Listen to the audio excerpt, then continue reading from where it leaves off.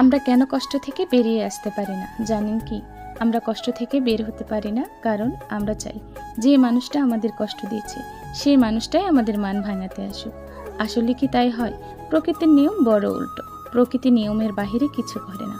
আমাদের কষ্ট আমাদেরকেই দূর করতে হবে, কেউ আসবে না। আমাদের এই ভুল ধারণা নিয়ে আমরা সবসময় বসে থাকি, আর আমরা আমাদের কষ্টটাকে আরও দ্বিগুণ করি। আমাদের ভালো থাকার কারণটা নিজেকেই খুঁজে বের করতে হবে। যে মানুষটা কষ্ট দিয়ে চলে গেল সে তো চলেই গেল, সে কি করে বুঝবে আমাদের মনে কি চলছে?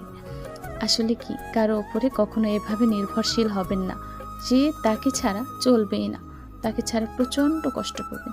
যেখানে আপনার অবহেলা আপনাকে সম্মান দিচ্ছে না, সে জায়গা থেকে চলে আসুন।